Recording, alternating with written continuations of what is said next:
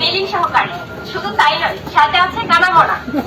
আর স্যাররা অলরেডি এই বিষয়টা বলে ফেলছে, কানামোনা কাজ নেই, মজুরি নাই। এটা একটা হাস্যকর ব্যাপার, কাজ নাই, মজুরি নাই, তাহলে আবার তুমি কিসের চাকরি করো? তুমি আবার চাকরি করো, তুমি চাকরিজীবী, একটা পরিচয় দিতে পারো? আমি কিন্তু দিতে পারি না, স্বচ্ছন্দ বোধ করি না, কারণ আমি দৈনিক কামলা। আমার সহযোগিতা পাই আপু বোন, আমার শ্রদ্ধেয় স্যাররা আমাদের নিয়ে কাজ করতেছে, আমাদের সামনে ডাল হয়ে দাঁড়িয়ে আছে। আগে আমাদের নিয়ে এভাবে কেউ পাবে নাই, কিন্তু এখন আমাদের নিয়ে বাবার, আমাদের ডাল হয়ে দাঁড়ানো মতো আমাদের স্যাররা আছে।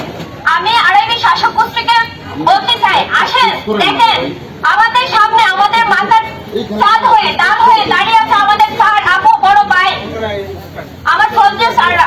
আমরা এখন আর কিছুতেই বই পাই না, আমাদের হারানোর কিছু নেই।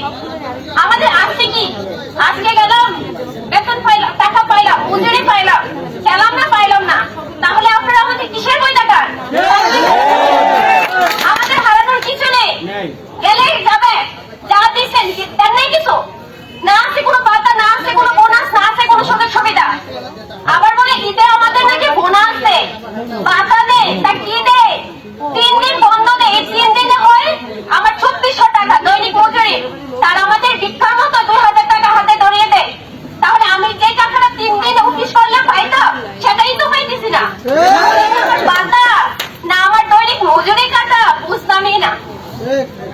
আমি আরবি শাসক গোষ্ঠীকে বলতে চাই, আসেন দেখেন, এখন আর আপনাদের সেই আর শাসন, পাকিস্তানের মতো শাসন করার সময় নেই।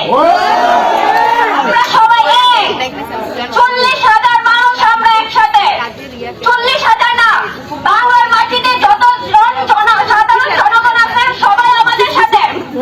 এই আন্দোলনটা শুধু আমাদের 40,000 কর্মকর্তা কর্মচারীর না, গ্রাহক সেবার জন্য আন্দোলন। আরবিরা তাদের উন্নত মানসম্পন্ন কোনো মালামাল তাদের দেয় না, এক মাস চলে না।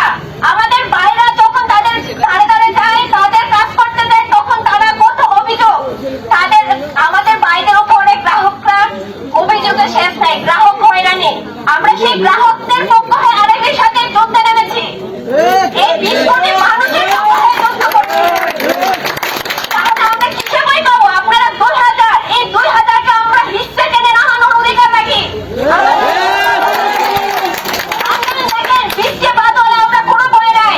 আমি একটা সাধারণ মেয়ে, ব্রাহ্মণবাড়িয়া জেলার সর্বশেষ প্রান্তে, যেটা আপনারা শুনলে অবাক হবেন, আমি ভোর সকাল 5টায় বাসা থেকে বের হয়েছি এখানে আসার জন্য। আমি যদি আসতে পারি একজন মেয়ে হিসাবে, আমার কোনো সহযোগিতা পাই, এখানে আমি আশা করি তারা দ্বিমত করবে না এই আন্দোলনে আসার জন্য।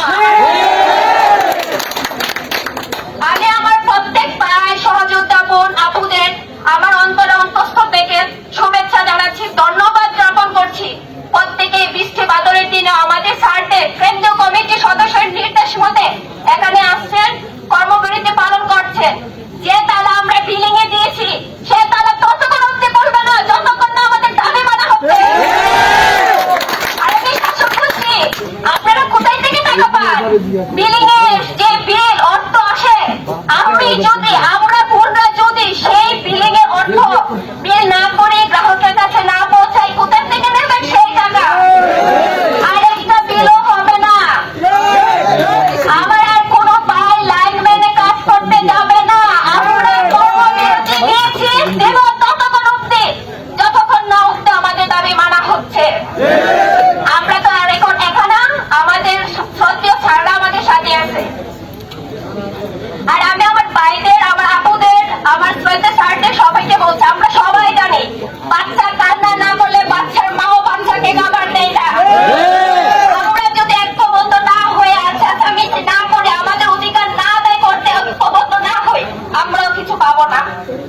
এই পৃথিবীতে কেউ কারোর জন্য 1 ইঞ্চি জায়গা ছাড়ে না, নিজেকে তৈরি করে নিতে হবে। আমরা এটা জানি, তাই আমরা আমাদের জায়গা তৈরি করে নেওয়ার জন্য মাঠে নেমেছি। আমাদের বিলিং, আমাদের লাইন ক্রু পায়, আমার শ্রমিক পায়, আমাদের প্রত্যেকটা সেক্টরের প্রত্যেকজন অবহেলিত, শোষিত, নির্যাতিত।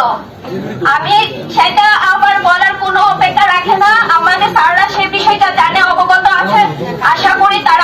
দিকটা দেখতেছে, আমাদের জন্য স্যার মাঠে নামছে, আমাদের জন্য এখন অব্দি স্যার আমাদের সাথে আছে, ভবিষ্যতেও থাকবে।